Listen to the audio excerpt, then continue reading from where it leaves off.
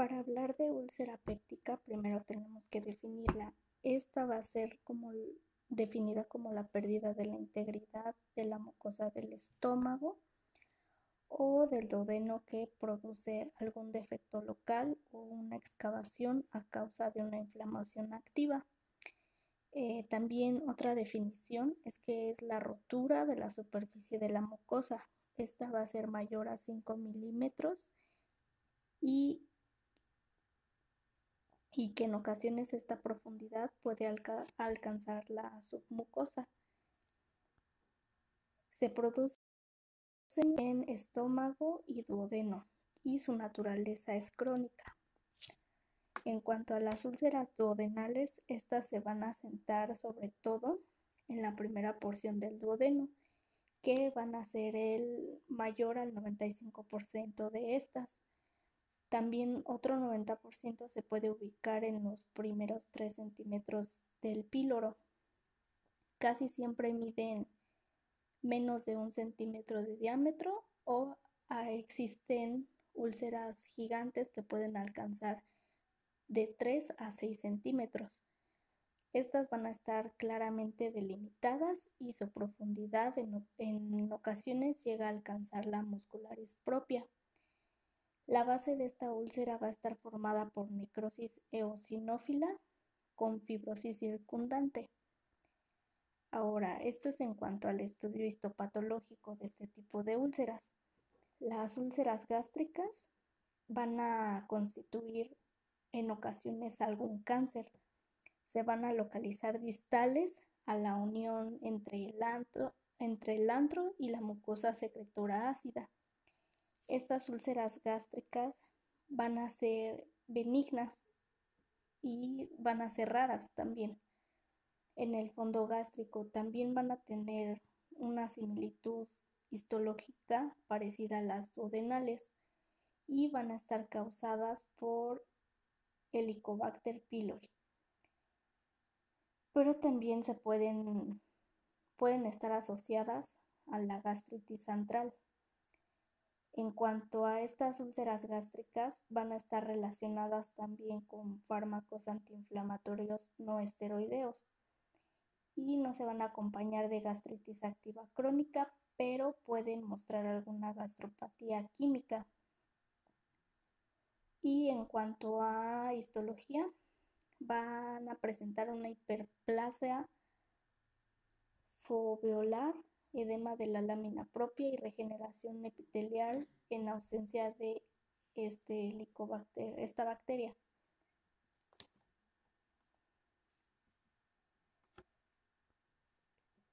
Su fisiopatología en cuanto a las úlceras duodenales es que van a ser provocadas por Helicobacter pylori y por los antiinflamatorios no esteroideos. Estos van a constituir la mayor parte de este tipo de úlceras. También en pacientes con estas úlceras se van a encontrar alteraciones de la secreción ácida. Esta secreción ácida, la media basal y la nocturna, se va a encontrar aumentada en este tipo de pacientes.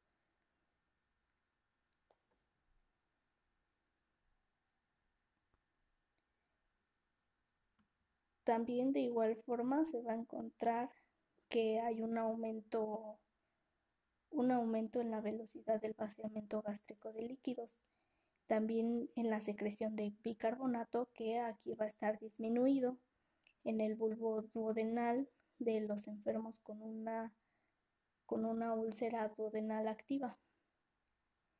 Y en ocasiones, pues el vaciamiento gástrico de líquidos no va a ser un dato constante en este tipo de patología.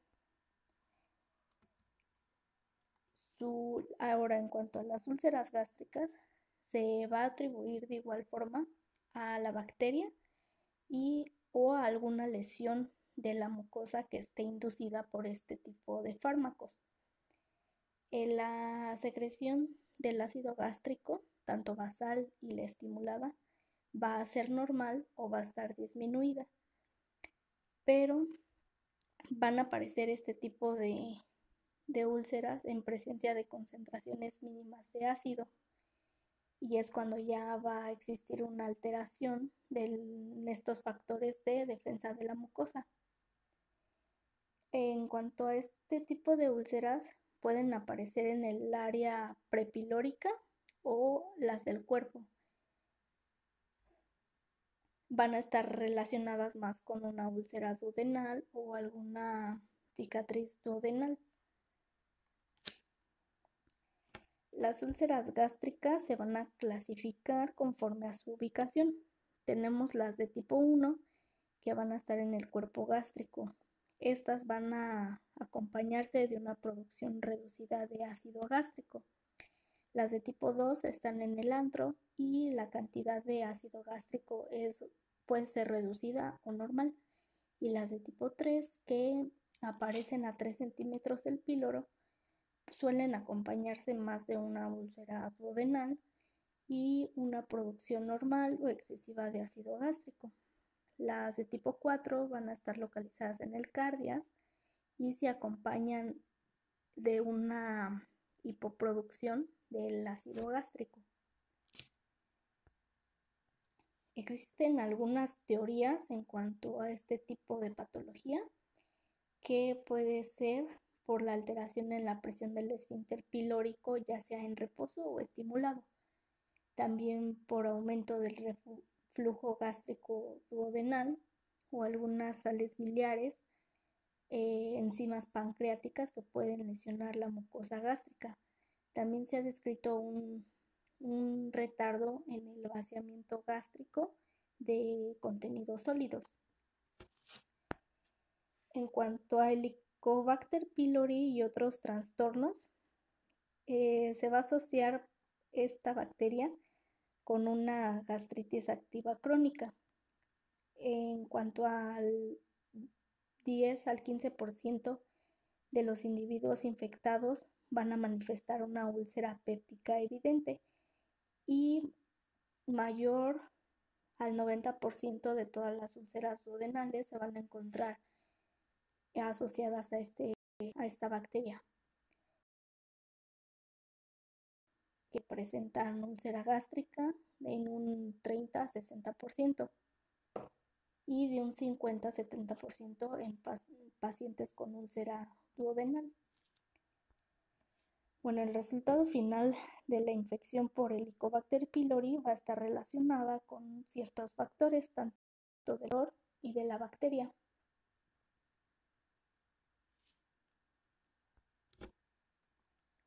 En cuanto a los factores bacterianos, es que va a facilitar su propia estancia gástrica mediante unos factores que se van a explicar a continuación.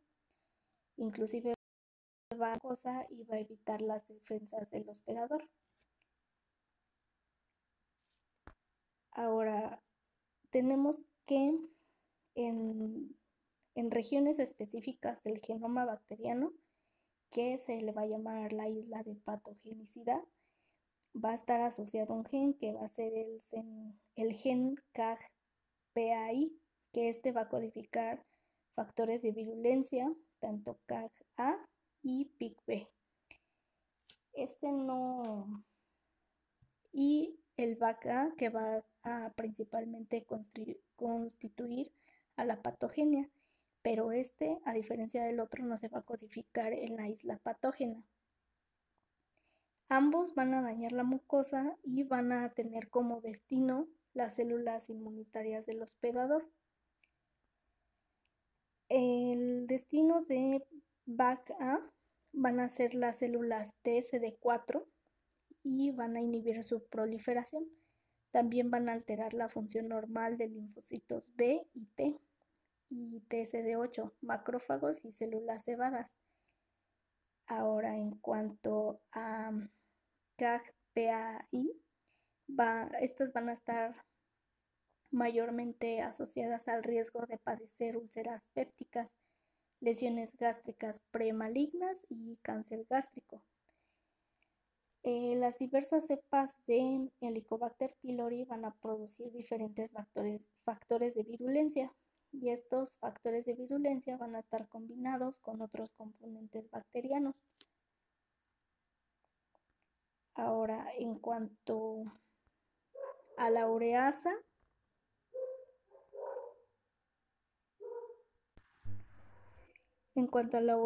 va a permitir que las bacterias que viven en el estómago, en el medio ácido de este, van a generar amoníaco. Por lo tanto, van a provocar un mayor daño a las células epiteliales. Y factores de superficie que van a ser quimiotácticos para neutrófilos y monocitos, que a su vez también van a ayudar a la lesión de las células epiteliales. Ahora tenemos que el Helicobacter pylori va a producir proteasas y fosfolipasas. Estas van a degradar las glucoproteínas y los lípidos en el gel de la mucosa. Por lo tanto, van a disminuir la eficacia en la primera línea de defensa de la mucosa. También tenemos que van a generar adhesinas que, como su nombre lo dice, van a facilitar la adherencia de la bacteria a las células epiteliales gástricas. También van a producir lipopolisacáridos, que estas van a poseer actividad inmunitaria disminuida frente a otros microorganismos y van a fomentar la inflamación crónica latente. Los factores del hospedador van a hacer que va a existir una predisposición genética para la adquisición de esta bacteria. Ahora, la respuesta inflamatoria del Helicobacter pylori va a comprender que el reclutamiento de neutrófilos y linfocitos, tanto T y B, macrófagos y células plasmáticas. También la lesión circunscrita al adherirse al complejo principal de histocompatibilidad de clase 2 y van a estar expresados en las células epiteliales gástricas y por lo tanto al adherirse van a provocar una apoptosis. Las cepas bacterianas que codifican CAG-PAI van a introducir CAG-A en las células del hospedador y por lo tanto va a haber más lesión en estas células. También van a activar vías que van a producir citocinas. En cuanto al epitelio gástrico, con el Helicobacter pylori van a producir mayor citocinas y estas citocinas van a ser las proinflamatorias como la interleucina 1, interleucina 2, 6, 8, el interferón alfa, interferón gamma y factor de necrosis tumoral alfa. Ahora, el Helicobacter pylori va a inducir una respuesta humoral de la mucosa generalizada y no va a permitir erradicar la bacteria, al contrario, la va a dañar aún más. Otros mecanismos por los cuales el Helicobacter va a afectar a estas células epiteliales va a ser por la producción mediada por neutrófilos de oxígeno reactivo o especies de nitrógeno que van a aumentar el recambio de células epiteliales y por otro mecanismo que va a ser la apoptosis por interacción con linfocitos T e interferón gamma.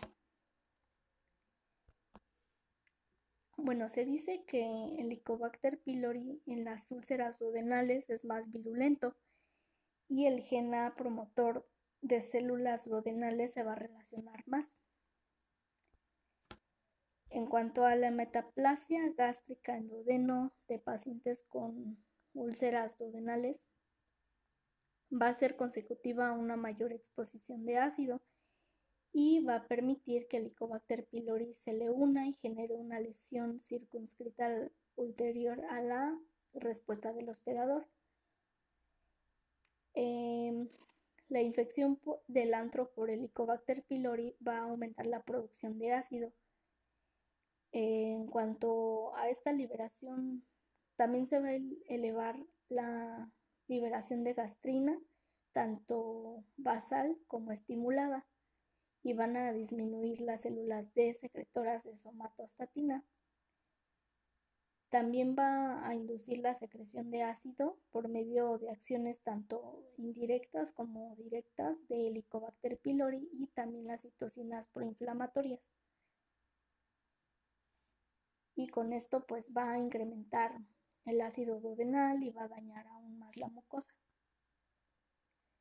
Ahora, en cuanto a la úlcera péptica por antiinflamatorios no esteroideos, es que las prostaglandinas contribuyen a conservar la integridad y la reparación de la mucosa.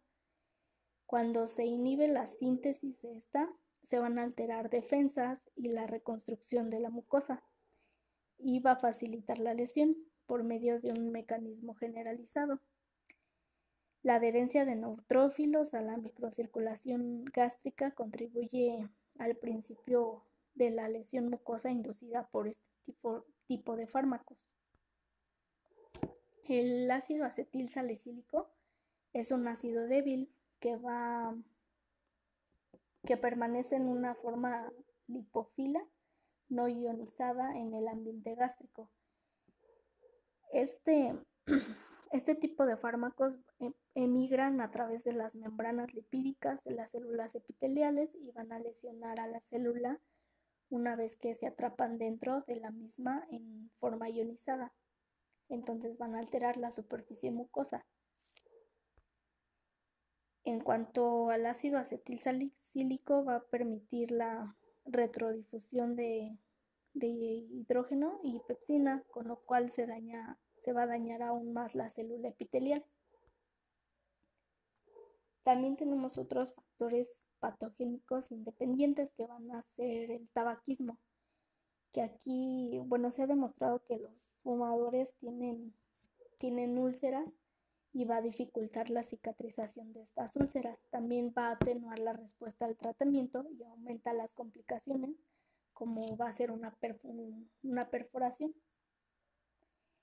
En cuanto al vaciamiento gástrico deficiente, también va a haber una producción reducida de bicarbonato en el tercio proximal del duodeno, aumentando más el ambiente ácido. Y también se ha visto que tienen un mayor riesgo de padecer infección por Helicobacter pylori. También la generación de radicales libres nocivos para la mucosa y también se ha visto una predisposición genética ulcerosa.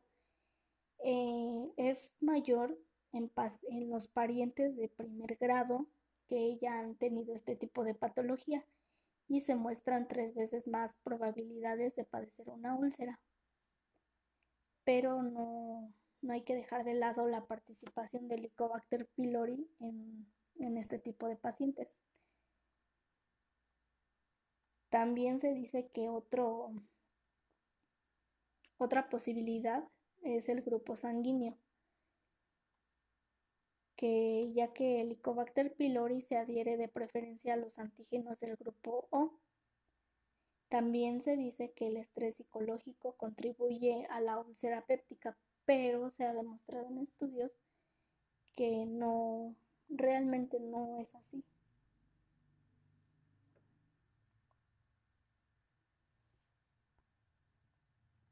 También algunas enfermedades crónicas se han vinculado con una úlcera péptica. Tenemos, por ejemplo, la cirrosis, insuficiencia renal, enfermedad pulmonar crónica, entre otras.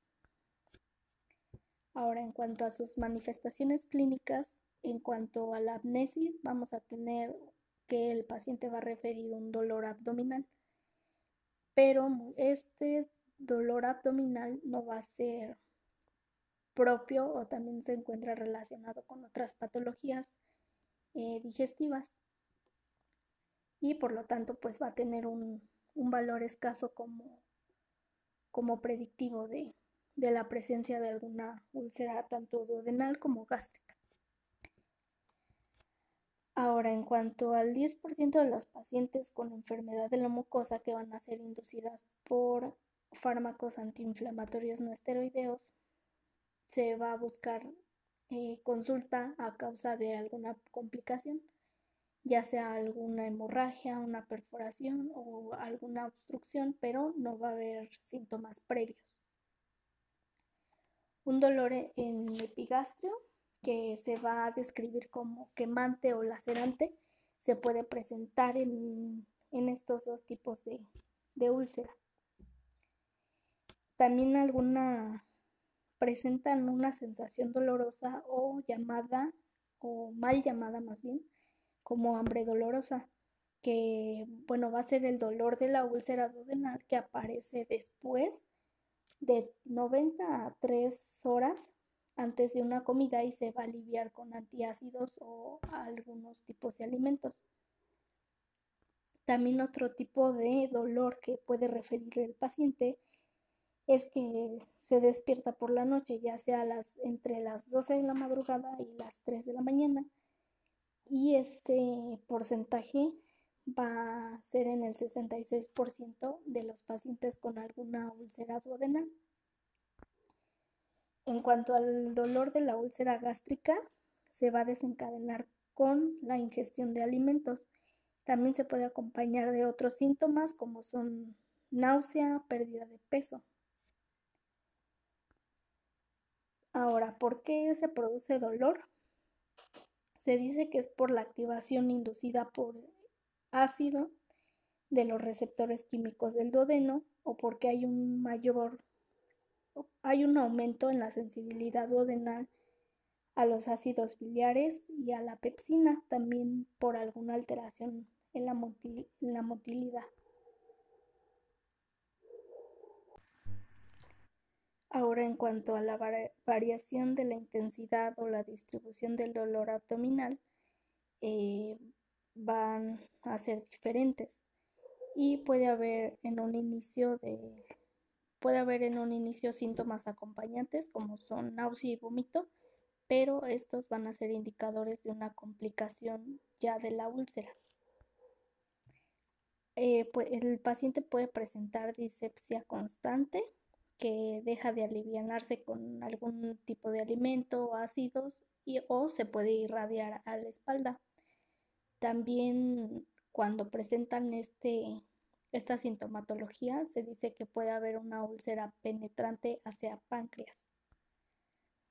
El dolor puede ser de inicio súbito, intenso y generalizado, que esto puede ser indicio de alguna perforación. En cuanto a una obstrucción del orificio de salida gástrico, puede ser con empeoramiento de dolor, con comidas, náuseas y vómito de alimento no digerido. También cuando se presenta hemorragia puede haber la presencia de melena o bien pozos de café en vómito, que es como se muestra en la imagen. Esos son los llamados pozos de café. En cuanto a la exploración física, va a haber una hiperestesia epigástrica, que aquí va a ser el dato más frecuente en pacientes con úlcera gástrica o duodenal. El dolor también se va a situar a la derecha de la línea media en 20% de los casos. También puede haber taquicardia y ortostatismo, que pueden sugerir deshidratación consecutiva de vómitos o alguna hemorragia digestiva activa. También puede haber abdomen tenso, que es como tabla, y este dato clínico va a sugerir más una perforación. También a la auscultación puede haber chapoteo, que puede ser algún líquido retenido en el estómago, lo cual hace pensar que existe alguna obstrucción del orificio de salida gástrico. Algunas complicaciones que puede haber, como ya lo habíamos mencionado, es hemorragia del tubo digestivo. Esta va a ser más frecuente en una úlcera péptica y se va a producir en 15% de los pacientes, y va a haber mayor frecuencia en individuos que tengan más de 60 años de edad. Su tasa de mortalidad es del 5 al 10%. Ahora, la mayor frecuencia en este tipo de pacientes mayores a 60 años se debe al empleo de los fármacos, de este tipo de fármacos, los antiinflamatorios no esteroideos. Ahora, el 20% de los pacientes va a sangrar sin presentar algún otro signo o síntoma de alarma previo a esta hemorragia. Puede haber también una perforación, que esta va a ser la segunda complicación más frecuente y va a ser de mayor incidencia de igual forma en las personas de edad avanzada.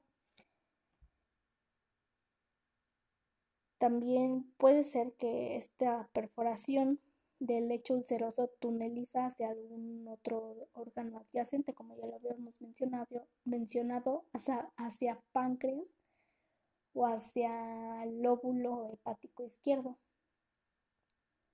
También puede haber alguna fístula gastrocólica y pueden ser relacionadas con úlceras gástricas. Las úlceras duodenales no tienden a perforar en dirección posterior, provocando pancreatitis, y las gástricas van a hacerlo hacia el lóbulo hepático izquierdo. También otra complicación es la obstrucción del orificio de salida gástrico. Esta es una complicación menos frecuente y va a ser originada principalmente por inflamación y edema. Y cuando se resuelve esta complicación, cuando la úlcera ya cicatriza. También puede haber una obstrucción mecánica fija, que puede ser a causa de la cicatrización de estas áreas. También, su tratamiento es mediante endoscopia para una dilatación con un globo o bien intervenir quirúrgicamente.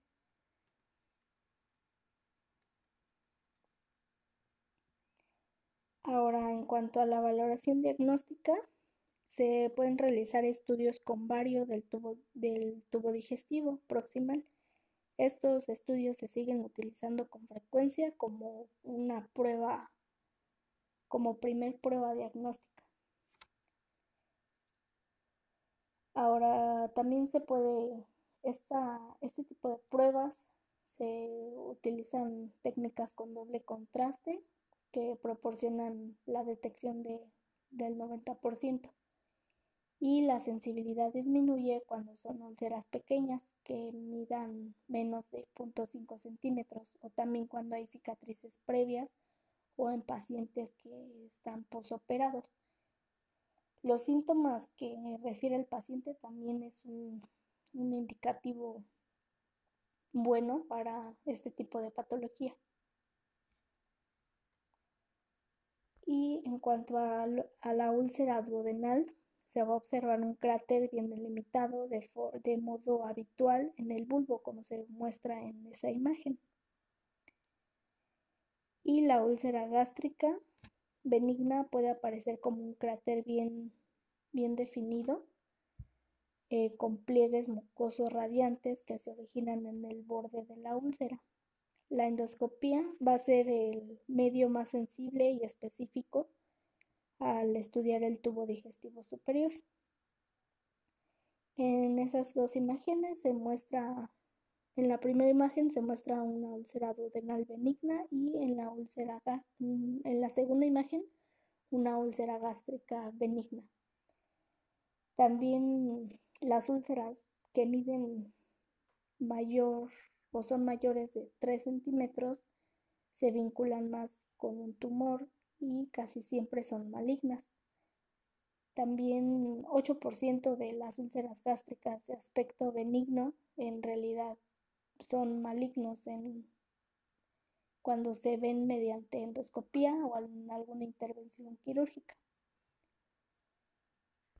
Por eso es necesario realizar en una úlcera gástrica, realizar la endoscopia y realizar una biopsia.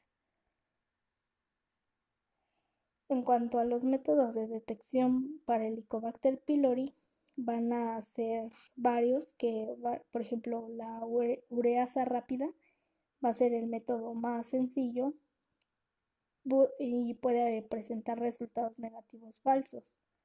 Si ya se había iniciado algún tratamiento con antibióticos o compuestos de bismuto, también por estudio histológico, algún cultivo y por serología. Estos tipos de estudios sin penetración corporal, como es la serología, la detección de urea en aliento y antígeno en heces, van a ser las pruebas más sencillas y más económicas para, para nuestros pacientes. Ahora, en cuanto al tratamiento, van a existir varios tratamientos que van a ser los fármacos neutralizadores o inhibidores del ácido, que aquí pues van a disminuir el ambiente ácido y van a ser la base del tratamiento de las úlceras pépticas. Muchos pacientes lo van a usar con frecuencia para aliviar los síntomas de la disepsia y van a ser constituidas por una mezcla de hidrógeno de aluminio e hidrógeno de magnesio.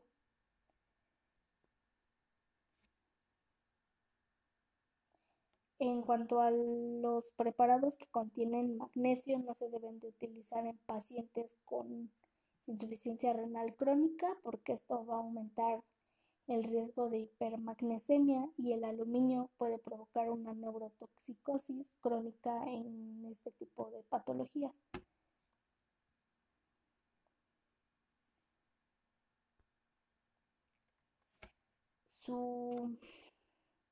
Los antagonistas de los receptores de histamina van a ser 4, que van a ser la cimetidina, ranitidina, ramotidina, nizatidina.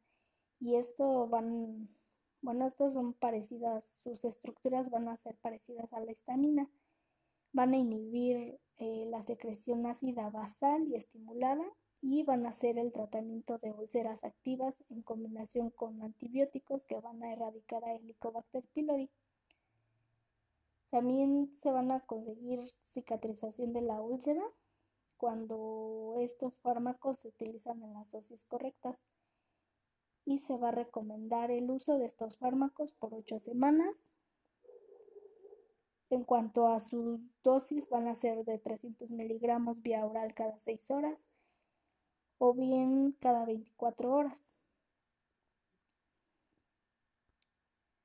Los inhibidores de la bomba de protones, como son el omeprazol, esomeprazol, lansoprazol,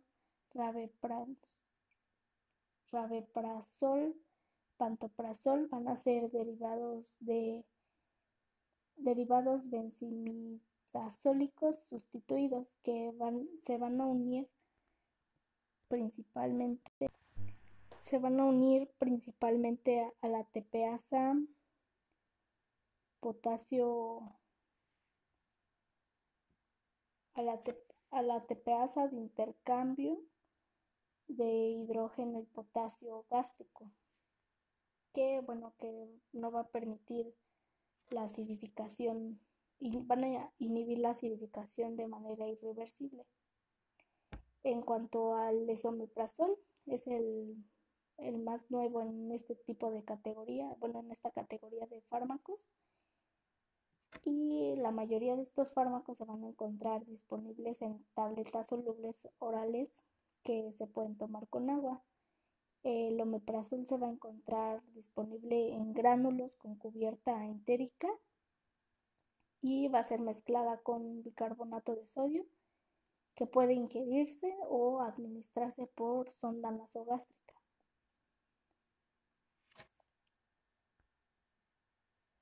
El omeprazol y el lansoprazol van a ser los más usados y estos cuando entran a la célula parietal, van a ser protonados y atrapados en el medio ácido. Su efecto inhibidor máximo del ácido va a estar entre 2 y 6 horas después de su administración y su inhibición va a durar de 72 a 96 horas. Los dos van a estar formados de una capa entérica y su cápsula de liberación va a ser una cápsula de liberación prolongada que se va a disolver en el intestino delgado a un pH de 6. También Va a tener efectos secundarios como son la hipergastrinemia leve o moderada. Y sus dosis van a ser de omeprazol, van a ser su dosis más alta de 40 miligramos y va a ser dado de 4 a 8 semanas. Ahora, en cuanto al tratamiento de mantenimiento, omeprazol va a ser dado a 20 miligramos y va a tener una eficacia similar a 18 meses y lansoprazol a 30 miligramos. Va a haber también citoprotectores como el sucralfato, que va a ser un complejo de sal, de sacarosa, en el que los grupos hidroxilo van a ser sustituidos por hidróxido de aluminio y sulfato. Estos son insolubles en agua y se van a volver una pasta viscosa que se van a unir a los lugares donde hay una ulceración activa, y se dice que trabaja como inhibidor para que el medio ácido no siga dañando más la mucosa. Y su efecto más frecuente, su efecto adverso más frecuente va a ser el estreñimiento. Este tipo de fármacos pues se debe evitar en pacientes con insuficiencia renal crónica para que no generen una neurotoxicidad inducida por el aluminio. La hipofosfatemia y la formación de benzoar gástrico son otros efectos comunicados en algunas ocasiones. El sucralfato va a ser un protector de superficie y este no se va a administrar con antiácidos o bloqueadores de los receptores de histamina. Su dosis es de 1 gramo y se va a administrar de 30 a 60 minutos antes de la ingesta de alimentos o bien por la noche, de 6 a 8 semanas. La preparación con bismuto, estos van a ser dirigidos contra efectos contra el Helicobacter pylori. Estos dos van a ser el subcitrato coloidal de bismuto y el subsalicilato de bismuto, que van a ser los más utilizados. Van a recubrir la úlcera y van a evitar que prosiga la lesión inducida por pepsina y por el ácido clorhídrico. Se van a unir a la pepsina y van a estimular la secreción de prostaglandinas, bicarbonato y moco para que no se continúe dañando el epitelio. Sus efectos adversos con el uso a corto plazo van a ser heces oscuras, estreñimiento y oscurecimiento de la lengua, pero a largo plazo el subcitrato coloidal de bismuto se va a absorber con mayor facilidad y puede producir neurotoxicidad. Los análogos de prostaglandinas van a preservar la defensa y la reparación de la mucosa. Su efecto adverso va a ser la diarrea y van a ser su otro efecto pueden ser hemorragias y contracciones uterinas. Por lo tanto, el misoprostol va a estar contraindicado en mujeres que quieran embarazarse o que estén embarazadas, y su dosis va a ser de 200 picogramos cada 6 horas. El tratamiento del Helicobacter pylori se va a erradicar en pacientes que se sospeche y que tengan una úlcera péptica demostrada.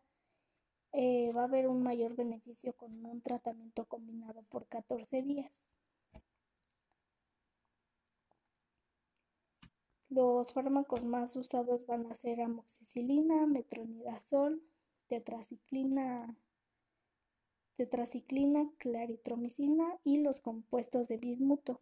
Van a disminuir en la recurrencia de úlceras a menor de 10 a 20% en comparación pues de un paciente con úlcera gástrica, y de un 67% en individuos con úlcera duodenal cuando no se elimine a este microorganismo. Si se erradica esta bacteria, va a disminuir las hemorragias por úlcera recurrente. Ahora, en cuanto al régimen recomendado para erradicar a Helicobacter pylori, va a ser que puede ser un tratamiento triple en el que se puede mandar una tetraciclina, un metronidazol o un subsalicilato de bismuto. También se puede mandar ranitidina o citrato de bismuto, tetraciclina o claritromicina. O también se puede mandar omeprazol, claritromicina y metronidazol, o cambiar el metronidazol por amoxicilina. También se puede mandar un tratamiento cuádruple, pero la elección de este tipo de combinaciones va a depender de muchos factores, tanto como la eficacia, tolerancia del paciente, resistencia de algún antibiótico y el costo.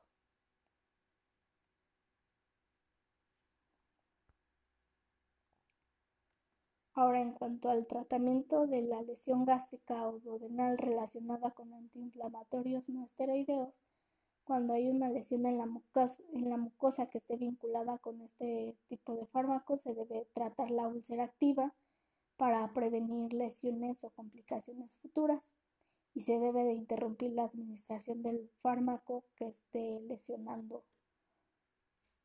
que esté provocando un daño como primer paso terapéutico.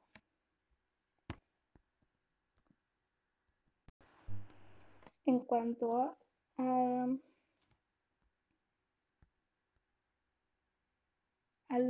los inhibidores de la bomba de protones, pueden cicatrizar las úlceras tanto gástricas y duodenales. Algunos fármacos antiinflamatorios no esteroideos que tienen menos efectos adversos son diclofenaco, aceclofenaco e ibuprofeno, pero sus beneficios benéficos se eliminan cuando pues ya se administran a dosis mayores. Hay algunas intervenciones quirúrgicas que van a ser específicas tanto para úlceras duodenales y úlceras gástricas. El tratamiento quirúrgico va a disminuir principalmente la secreción del ácido gástrico y estas son las principales técnicas que para úlceras duodenales, que son la vagotomía y drenaje, ya sea por piloroplastia y la vagotomía supraselectiva y también una vagotomía con antrectomía. Y las técnicas quirúrgicas para úlceras gástricas van a ser la antrectomía, que va a ser incluida la úlcera, que con una anastomosis de Billroth 1 va a ser el principal tratamiento. Y solo se realiza vagotomía si hay una úlcera duodenal o si hay úlceras localizadas cerca de la unión gastroesofágica, se puede necesitar una intervención radical, ya sea una gastrectomía subtotal con esófago-gastroyeyunostomía en Y de Rose, y si hay una antrectomía, biopsia intraoperatoria de la úlcera y vagotomía, es cuando se encuentra indicado en pacientes debilitados con una úlcera gástrica alta.